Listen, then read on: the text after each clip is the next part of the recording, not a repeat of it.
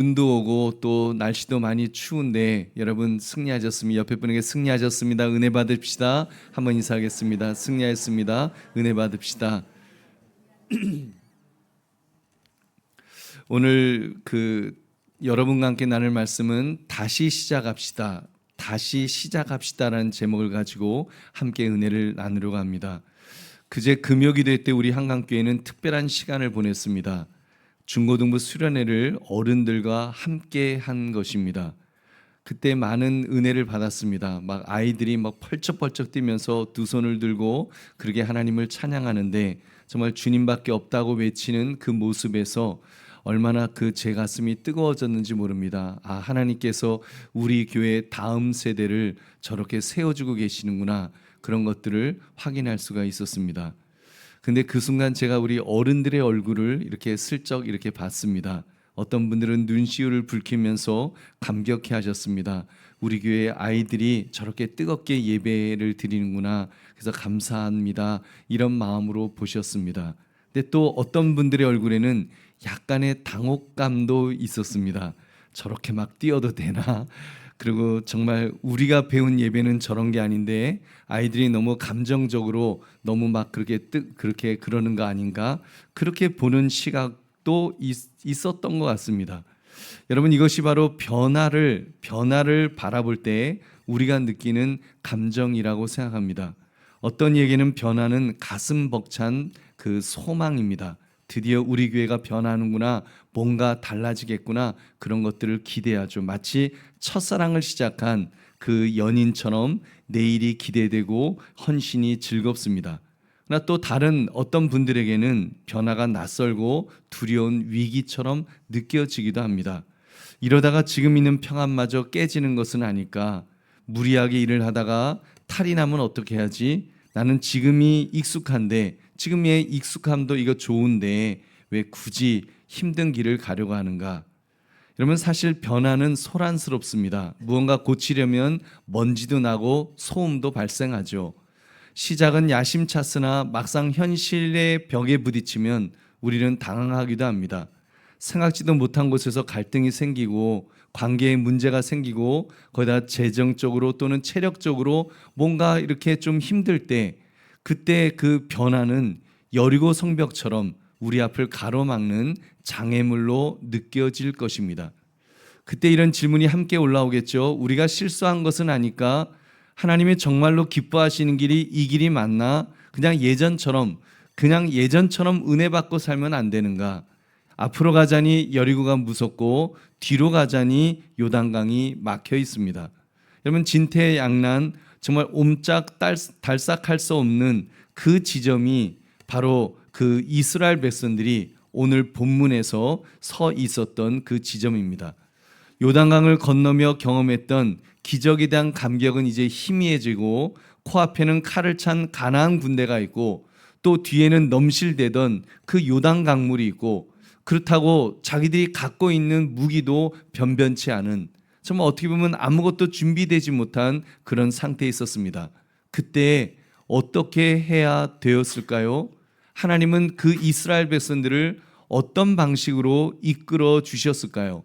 여러분, 오늘 말씀 다시 시작합시다라는 제목을 가지고 변화를 추구하는 중에 어려움을 만났을 때 어떻게 다시 시작할 것인가를 생각하시는 이 시간 되시기를 주님의 이름으로 축원합니다. 우리가 그 세 가지를 한번 살펴보겠습니다. 우리 다시 시작하려면 첫 번째로 내 힘을 내려놓아야 합니다. 자기 힘을 내려놓는 것. 여러분, 이스라엘이 처한 상황을 자세히 살펴봅시다. 지금 이스라엘 백성들이 서 있는 곳은 자기 집 안방이 아니었습니다. 적들의 코앞 전쟁터의 한복판 안에 지금 그들이 있었습니다. 우리 1절 말씀 같이 읽겠습니다. 시작. 요단 서쪽의 아모리 사람의 모든 왕들과 해변의 가나안 사람의 모든 왕들이 여호와께서 요단물을 이스라엘 자손들 앞에서 말리시고 우리를 건너게 하셨음을 듣고 마음이 녹았고 이스라엘 자손들 때문에 정신을 잃었더라. 아멘. 모든 왕들이 이스라엘을 보고 마음이 녹았고 정신을 잃었다 그랬습니다. 그러니까 지금 이스라엘 백성들 주변에 어찌되었건 많은 왕들이 있었습니다. 많은 왕들, 적들이 사방에 아주 드글드글하게 있었다는 것이죠. 다만 적들이 겁을 먹고 있었다는 것이 그나마 희망적인 상황이었습니다. 그렇다면 전략상 지금은 어떻게 해야 됩니까? 지금이 골든타임이죠. 적들이 겁을 먹고 있을 때 정말 파죽지세로 그냥 막 밀어붙여서 막 힘을 내어 힘을 쓰면 적들이 뭐 벌벌 떨면서 이렇게 기습적으로 이렇게 공격하면 적들이 물러갈 수 있는, 물리칠 수 있는 지금 그런 상황에 있었습니다. 근데 바로 지금 그 결정적인 순간에 여러분 하나님의 명령이 떨어졌습니다. 어떤 말씀인가요? 2절 말씀 같이 읽겠습니다. 시작. 그때 여호와께서 여호수아에게 이르시되 너는 부싯돌로 칼을 만들어 이스라엘 자손들에게 다시 할례를 행하라 하시매. 아멘. 여러분 지금 뭐 진격해라 뭐 그런 것도 아니고 무장을 해라 뭐 이런 것도 아니고 할례를 받아라 라고 지금 이게 웬 말입니까? 여러분 전쟁터에서 할례가 이게 무슨 의미가 어떤 의미를 가지고 있습니까? 할례를 받으면 이제 완전히 무장해제되는 겁니다. 여러분 아시죠? 그 세겜 백성들이 그 야곱의 아들들이 속여서 할례를 받게 하고 그렇게 해서 그거 힘없을 때 그때 몰살당하지 않았습니까? 그러니까 지금 이거 잘못하면 몰살당할 일이었습니다. 적들이 만약에 눈치라도 채게 된다면 바로 공격해 들어올 거고 그러면 이들도 이 이스라엘 백성들도 몰살을 당할 것입니다. 여러분 정말 이게 얼마나 인간적인 계산으로는 이거는 자살 행위나 마찬가지였죠. 정말 어리석은 정말로 어리석은 그런 어떤 상황 판단 그런 상황이었습니다. 도대체 하나님은 왜 하필이면 가장 강해야 할 순간에 우리를 가장 약하고 아픈 자리로 몰아넣는 것일까요? 여러분 이것은 자기 힘으로 살아왔던 인생을 이제 내려놔라 완전히 끝내라는 너 힘으로 살았던 너의 힘으로 살려고 했던 모든 것을 내려놓고 이제는 끝내라는 주님의 명령입니다. 여러분 광야에서 태어난 이스라엘 2세는 할례를 받지 못한 자들이었습니다. 영적으로 이 말은 그들이 육신의 힘, 자기의 혈기, 인간적인 계획 이런 거 신뢰하면서 살았다는 것입니다. 말은 이스라엘 백성, 하나님의 백성이지만 실질적으로는 그 속을 들여다보면 내가 해보겠다고 하는 옛 아담의 본성을 가지고 그렇게 시퍼런 그런 그 옛사람으로 살아가고 있었던 것입니다. 하나님은 지금 여호수아에게 이렇게 말씀하고 계십니다. 여호수아야 너의 힘으로 여리고를 무너뜨릴 수 없어. 너 그거 생각도 하지 마. 너가 의지하는 그 어떤 근육, 힘, 너희가 자랑하는 어떤 인간적인 전술 그거 다 내려놔. 지금 그 말씀을 하고 있는 것입니다. 할례와 함께 다 잘라버리라는 것입니다. 그래서 이 전쟁은 너희 힘으로 이기는 싸움이 아니라 바로 나의 능력으로 이기는 싸움이다라고 지금 하나님이 말씀하시는 줄로 믿습니다. 우리 보배로운 성도님들 변화를 추구하는 우리 교회에 지금 이 원리를 한번 적용해 보시기 바랍니다. 우리가 변화하자, 새롭게 하자 뭐 이렇게 외치면서도 왜 자꾸만 지치고 낙심하는 것일까요? 혹시 하나님의 일을 한다고 하면서도 그 방법이 내 힘으로 하려 하기 때문이 아닐까요? 여러분 내가 가진 경험으로 교회를 한번 바꿔보겠다. 내가 가진 열정으로 저 사람을 변화시키겠다. 내 자존심을 걸고 이번 일은 한번 제대로 해내겠다. 여러분 그런 그것들은 바로 하나님께서 지금 잘라내라고 하시는 할례 때 잘라내라고 하시는 영적인 표피들인지도 모르겠습니다. 여러분 꼭 기억하십시오. 우리가 실패하는 이유는 우리가 힘이 약하기 때문이 아닙니다. 오히려 우리가 너무 강해서 내 자아가 너무 펄펄 살아있어서 하나님이 일하실 틈을 여러분 내어드리지 않기 때문인 것입니다. 내 힘이 빠져야 하나님께서 힘을 쓰십니다. 할렐루야. 할례는 고통스러운 일입니다.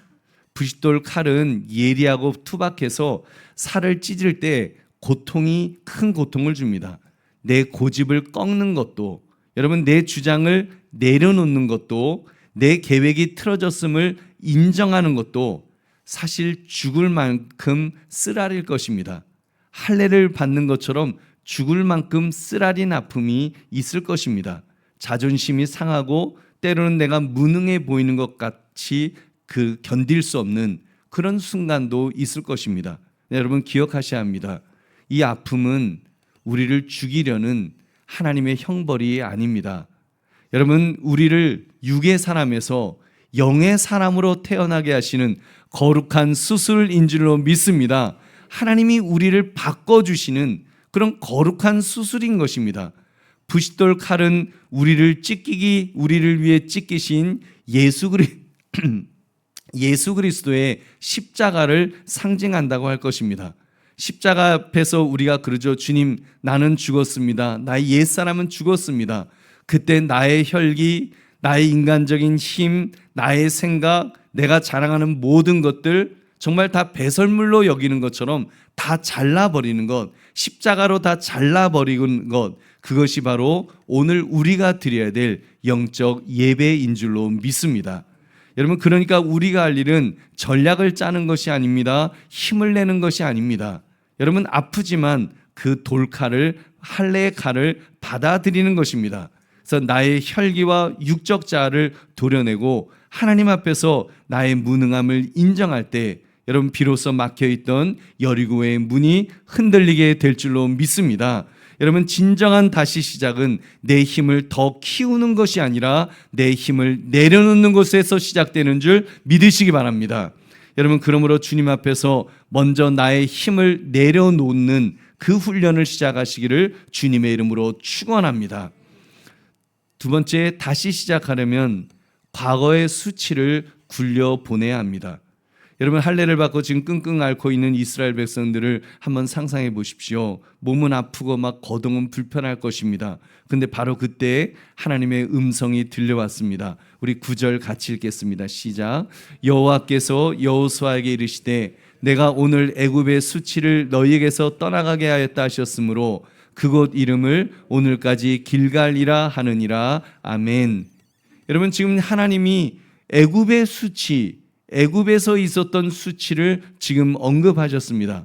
여러분 이상하지 않습니까? 지금 세월이 얼마나 많이 흘렀는데 애굽 떠난 지 지금 몇 년이에요? 40년이 흘렀습니다. 40년.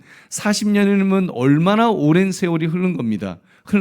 그런데 지금 그동안 그들은 홍해를 건넜고 시내산 언약을 받았고 광야를 다 통과했습니다. 그리고 이제 가나안 땅까지 들어갔습니다. 그런데 40년 전에 애굽에서 그 떠날 때 있었던 애굽의 수치, 그걸 이제서야 하나님께서 이제 떠나가게 하셨다. 여러분 이 말씀을 지금 하고 계시는 것입니다. 여러분 지금 이 백성들은 누구예요? 애굽에는 가보지도 못한 사람들입니다. 2세들, 이민 2세들이죠. 광야에서 태어났던 이민 2세들, 여호수아와 함께 있었던 백성들은 그런 사람들이었습니다. 근데 하나님께서 그 애굽의 수치를 너희에게서 떠나게 하겠다. 지금 그 말씀을 하십니다.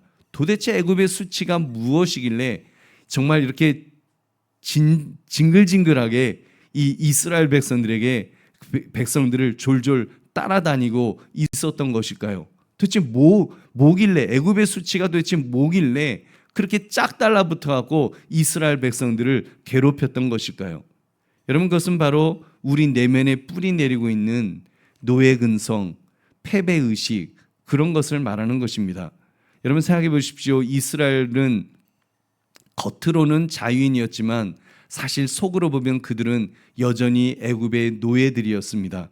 조금만 배가 고파도 그 애굽의 고깃가마 곁이 좋았다 하면서 부러워하고 가데스 바네아에서 정탐꾼이 돌아왔을 때는 우리는 메뚜기같이 정말 아무것도 아닌 존재예요. 그래서 패배의식에 사로잡혔던 여러분 이것이 바로 애굽의 수치였습니다. 우리는 안 돼. 우리는 약해. 우리는 결국 죽을 거야. 몸은 구원받았지만 생각과 정서는 여전히 실패와 두려움에 사로잡혀 있는 그것이 바로 애굽의 수치인 것입니다. 우리 보배로운 성도님들, 변화를 추구하고자 하는 우리에게도 굴러가지 않은 애굽의 수치가 여러분 우리에게도 있지 않을까요? 변화를 말하면서도 마음으로는 부정적인 생각에 가득 차 있기도 합니다. 뭐 변화를 이야기하지만 예전에 뭐 다 해봤지만 뭐 그거 뭐 제대로 되겠어? 이런 마음도 있죠. 저러다 말겠지. 뭐 부흥 한국 교회가 지금 뭐 부흥 이제 다 그 버스 떠난 지가 언젠데 뭐 부흥을 말하나 그거 해봤자지. 우리 교회 형편의 변화를 추구한들 뭐 대단한 변화가 일어나겠어. 여러분 가정에서는 어떻습니까?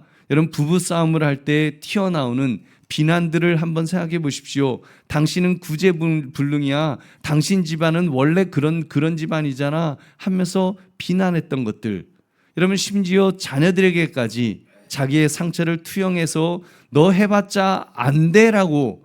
너 해봤자 너 안 돼. 너 네가 무슨 뭐 야 취직은 무슨 취직 그냥 가만히 있어. 가만히 있는 게 도와주는 거야. 그런 이야기들. 영적 열등감. 여러분 그런 것들을 자녀에게 퍼붓지는 않았습니까? 여러분 이 모든 것이 영적 열등감이요 씻기지 않는 애굽의 수치인 것입니다. 여러분 우리가 여리고 성 앞에서 무너진 이유는 적군이 강해서가 아닙니다. 우리 안에 있는 이 패배의식이 우리를 먼저 무너뜨리는 것입니다. 나는 안 될 거야 라고 하는 이 생각, 나는 안 된다고 하는 이 생각이 굳은 살처럼 내 마음에 자리 잡고 있으면 아무리 하나님의 말씀이 생명의 말씀이 우리 마음에 뿌려진다 할지라도 여러분 싹을 낼 수가 없습니다. 여러분 그렇기 때문에 하나님께서 9절 말씀을 통해 선포하셨습니다. 내가 오늘 그 수치를 너희에게서 굴려보냈다. 너희에게서 그 수치를 굴려보냈다라고 말씀하십니다. 여기서 길갈이란 단어는 히브리어로 갈랄에서 유래했는데 바퀴처럼 굴러간다, 멀리 치워버린다는 뜻입니다. 하나님은 우리의 수치를 그냥 내버려 두시는 분이 아니십니다. 마치 거대한 돌덩이를 굴려서 지금 절벽 아래로 우르르르 하면서 이렇게 떨어뜨리듯이 우리의 과거와 상처를 내다버리시는 분이신 줄 믿으시기 바랍니다. 여러분 하나님은 그 우리의 모든 과거의 수치들을 내다버리기를 원하시는 것입니다. 보배로운 성도님들, 이 길갈의 은혜가 구체적으로 우리에게 어떻게 임하실까요? 바로 예수 그리스도의 십자가로 말미암아 여러분 우리에게도 그 길갈의 은혜가 임하고 있습니다. 주님은 벌거벗은 채 십자가에 매달리심으로 모든 수치를 대신 당하셨습니다. 그분이 징계를 받음으로 우리는 평화를 누리고 그가 채찍에 맞음으로 우리는 나음을 얻은 줄로 믿습니다. 여러분 우리의 죄악된 것들은 그 십자가에서 다 굴러 내려가고 다 제거되고 다 사라진 줄로 믿습니다. 여러분 그러므로 우리는 오늘 선택해야 합니다. 언제까지 나는 상처받은 사람이야, 나는 피해자라고 하는 이 꼬리표를 달고 그렇게 살아가겠습니까? 그 상처에 계속 묶여 있으면 그 상처가 나의 주인이 되는 것입니다. 그 상처가 나의 주인이 되어서 나를 이끌고 가면 내 인생이 어떻게 되겠습니까? 하지만 그 상처를 길갈에 하나님께 내어놓으면 여러분 하나님께서 다 제거해 주실 줄로 믿습니다. 먼 훗날 이야기처럼 내 삶의 간증처럼 될 줄 믿으시기 바랍니다. 여러분 혹시 지금 남들에게 말 못할 가정의 아픔, 실패의 기억 때문에 괴로워한 분이 계십니까? 나는 이제 끝났다라고 스스로 정죄하는 분은 안 계실까요? 오늘 이 시간 믿음으로 선포하십시오. 우리 한번 따라하겠습니다. 나의 실패는 굴러갔다. 나의 열등감은 십자가에서 끝났다. 나는 더 이상 메뚜기가 아니다. 그리스도의 군사다. 믿으시면 아멘 합시다. 아멘. 여러분 우리는 그리스도의 군사가 되었습니다. 이제는 메뚜기가 아닌 것입니다. 여러분 여러분의 과거 수치가 드러나는 곳이 사실은 바로 치유가 시작되는 곳입니다. 그러니 수치를 감추려고만 들지 마십시오. 하나님 앞에서 그 수치를 내어놓아 보십시오. 그리고 속으로 모임에서 조심스럽게 여러분 내어놓아 보십시오. 우리가 우리의 연약함을 인정하고 주님을 의지할 때 여러분 하나님은 우리를 노예에서 담대하게 여리고를 밟는 하나님의 자녀로 만들어 주실 줄로 믿습니다. 여러분 그러므로 진정한 다시 시작은 과거 수치를 굴려보내는 것에서 시작됨을 깨달아서 미련 없이 굴려버리시기를 주의 이름으로 축원합니다. 세 번째로 다시 시작하려면 직접 땀을 흘려야 합니다. 여러분, 할례의 아픔을 통과하고 길갈에서 수치를 굴려보낸 이제 이스라엘, 이제 몸도 마음도 모두 가벼워졌습니다. 그런데 이제 12절을 보십시오. 그토록 기다렸던 가나안 땅에서의 첫 아침, 충격적인 일이 벌어졌습니다. 우리 같이 읽겠습니다. 시작. 또 그 땅의 소산물을 먹은 다음 날에 만나가 그쳤으니 이스라엘 사람들이 다시는 만나를 얻지 못하였고 그 해에 가나안 땅에 소출을 먹었더라. 아멘. 만나가 그쳤으니, 만나가 그쳤어요. 지난 40년 동안 하루도 빠짐없이 그 달콤하게 그 아침마다 내렸던 기적이 이제 멈춘 것입니다. 들판에 나갔더니 아무것도 없습니다. 텅 빈 들판입니다.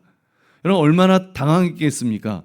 만약에 내 통장에 매일매일, 하루에 매일매일 용돈이 따박따박 들어와서 그 용돈으로 잘 먹고 살고 있는데 그렇게 1년, 2년도 아니고 자그마치 40년을 따박따박 그게 들어와서 인플레이션도 없이 그걸 잘 먹고 잘 살고 있었는데 그게 딱 멈췄습니다.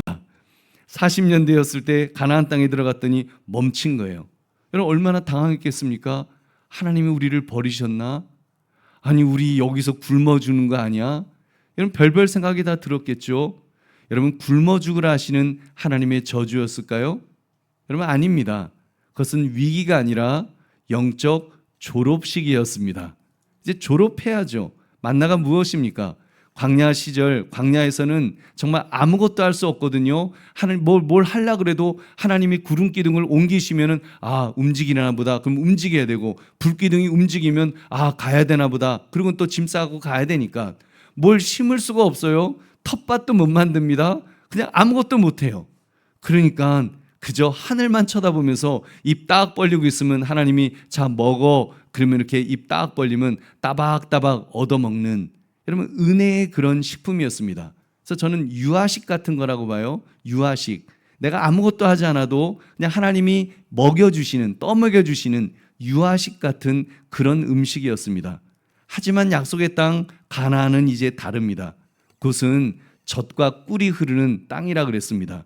여러분, 그 말은 싸워서 쟁취해야 되고 그리고 직접 경작해야 되는 땅을 가리킵니다. 그래서 하나님은 만나를 끊으시고 그 땅에 소산물을 주셨던 것입니다. 소산물이 뭐예요? 거친 땅을 경작하고 씨를 뿌리고 땀 흘려 가꾸어야 얻을 수 있는, 여러분, 어른을 위한 양식, 여러분, 어른을 위한 음식물이었던 것입니다. 우리 보배로운 성도님들, 우리 이 말씀도 우리의 삶에 적용해 봅시다. 성도들은 변화를 원하면서도 은근히 만나 신앙에 머무르려는 것 같습니다. 어떻게 보면 좀 머물러 있죠. 목사님, 오늘 설교로 은혜 받게 해주세요. 목사님, 저를 위해서 이런저런 기도해 주세요. 그리고 본인은 기도를 안 합니다. 이게 뭐예요 도대체? 내가 애써서 찾기보다는 해주기를 바라는 그런 신앙이죠. 물론 이런 신앙도 귀한 것입니다. 이마저도 못 먹으면 굶어 죽으니까요. 설교는 생명의 젖줄이니까 잘 먹어야죠. 하지만 일주일 내내 굶고 있다가 일주일 내내 뭐 먹여주지 않으니까 혼자서는 일주일 내내 아무것도 음식을 찾아 먹지 않고 있다가 이제 주일 한번 설교자를 통해서 먹는 만나로 여러분 충분할까요? 일주일에 한 번 먹고 어떻게 여리고에 가갖고 대적들을 향하여 싸움을 할 수 있겠습니까? 이 싸워야 되잖아요. 영적 싸움을 싸워야 되는데 가나안 땅은 싸움을 시작하는 땅인데 여러분 그 일주일에 한 번 먹고 어떻게 싸웁니까? 하나님께서 만나를 멈추신 데는 그래서 이유가 있는 것입니다. 너가 이제는 직접 말씀의 곡괭이를 들어라. 지금 그 말씀을 하시는 것입니다. 그 구체적인 방법이, 이 시대의 구체적인 방법이 바로 날마다 솟는 샘물을 갖고 하는 그 큐티, 여러분 말씀 묵상 같은 그런 시간입니다. 만나는 씹을 것도 없이 그냥 꿀꺽 삼키면 되지만 그 유아식 같은 거라 그랬죠. 그러나 소사는 딱딱합니다. 씹어야 합니다. 소화시켜야 됩니다. 여러분 큐티가 무엇입니까? 내가 직접 쟁기질을 하는 것과 같습니다. 직접 쟁기질. 내 앞에 놓인 그런 척박한 현실을 품에 안고 우리 가족들을 보면은 정말 도무지 이해가 안 가는 남편을 바라보면서 또 속썩이는 그런 자녀들을 보면서 꽉 막힌 재정을 앞에 두고 하나님의 말씀을 펴놓고 내가 직접 쟁기질을 하는 것입니다. 주님, 제 상황이 너무나 어려운데 오늘 이 말씀을 통해서 저에게 무슨 말씀을 주시기를 원하십니까? 나의 이 고난 속에 담긴 하나님의 뜻이 무엇입니까? 그를 쟁기질을 하면서 말씀을 이렇게 그 쟁기질을 하는 겁니다. 그게 말씀을 붙들고 씨름하고 묵상하고 씹어 먹다 보면 비로소 그 말씀이 나를 살리는 영의 양식이 될 줄로 믿습니다. 그리고 여기서 멈추면 안 됩니다. 농부가 씨만 뿌린다고 수확합니까? 물을 주고 햇볕을 쬐어야죠. 우리의 영적 농사에서 물과 햇볕은 또한 이 감사 노트입니다. 이 감사 노트. 그래서 여러분 큐티하면서 내 죄를 보고 내 환경이 해석이 되었다면 이제 내 일상이 다르게 보이기 시작할 것입니다. 내 삶이 다르게 보이는 거예요. 그래서 남편이 늦게까지 술 먹고 안 들어오고 막 그러는 거 보면 속이 전에는 막 상했는데 그래도 늦게라도 기어 들어오니 감사합니다. 여러분 그런 마음이 드는 거예요. 그리고 내 자녀가 너무나 말썽 피우고 그러더라도 하나님 걔 때문에 기도하게 하심도 감사합니다. 기도 제목이 생겼으니까 돈을 못 벌어와서 정말 너무 힘들고 그랬는데 그래도 그 인간 아프지 않으니 그것도 감사합니다. 그렇죠. 아프면 어떻게 합니까? 빚을 져야 되잖아요. 여러분 그런 것들 정말 여러분 감사는 환경 자체를 바꿔주진 않습니다. 나 환경을 해석하는 능력이 생기게 될 것입니다.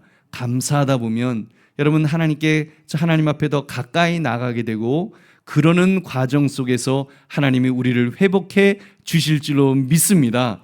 여러분 하루에 단 3줄이라도 감사 노트에 적어 보십시오. 내가 경작한 그 땅에서 싹이 돋아나는 것을 확인하는 기쁨을 맛보게 될 것입니다.